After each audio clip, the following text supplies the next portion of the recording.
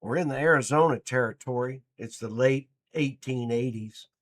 It's a land of harsh extremes, blistering days, freezing nights, and a frontier that doesn't care if you live or die. Fort Grant sat right in the middle of it all.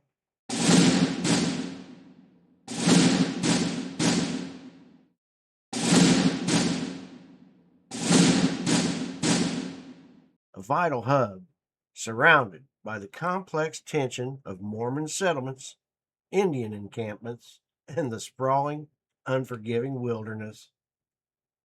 It was a volatile place, but it was also a place where the men of the 24th Infantry found a purpose. These were the Buffalo Soldiers, men who had risen from the chains of slavery to stand as the professional backbone of the U.S. Army. On May 11, 1889, that purpose was put to the ultimate test. A gang of bandits targeted the unit's payroll. They didn't just pick a fight with a group of soldiers, they picked a fight with a brotherhood. Major Joseph W. Wham was transporting a payroll consisting of more than $28,000 in gold and silver coins from Fort Grant to Fort Thomas. This would later be termed the Wham Paymaster robbery, and we're going to just call it the Wham Convoy. They're transferring them funds when he and his escort of 11 Buffalo soldiers were ambushed. The bandits had placed a large boulder across the road the convoy was using.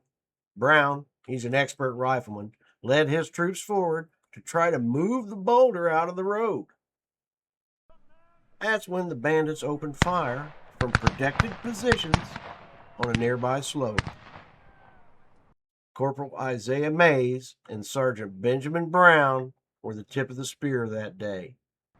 Both were wounded early on in a brutal point-blank firefight, but they didn't break. Brown was wounded in his arm by the fire. After finding cover, Brown, though wounded, fired his revolver at the bandits. After emptying his revolver, he took a rifle from one of the wounded privates and continued the fight. Mays took a position at the rear of the convoy, and when the shooting broke out, he too returned fire with his revolver. He was from behind the escort wagon.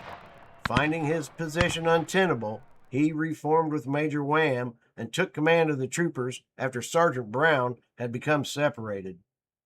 The fight in the hostile Arizona desert was a desperate, bloody stand. Despite the incredible bravery of Mays, Brown, and their fellow soldiers, the bandits succeeded. The payroll was lost.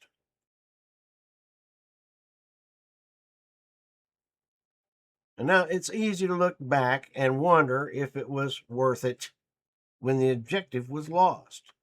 But that's the wrong question to ask. These men didn't fight for a ledger. They fought because they refused to let their unit's honor be stolen without a fight. They showed the world who they were, even when the outcome turned against them. According to the citations, Sergeant Brown, although shot in the abdomen, did not leave the field until wounded in both arms. And Mays, well, he crawled 2 miles to a ranch for help. Sergeant Brown and Corporal Mays received their Medal of Honors in February of 1890. Brown spent the rest of his life at the United States Soldiers' Home in Washington, D.C. He died in 1910 and was buried at the United States Soldiers and Airmen's Home National Cemetery. The tragedy didn't end in the Arizona dust.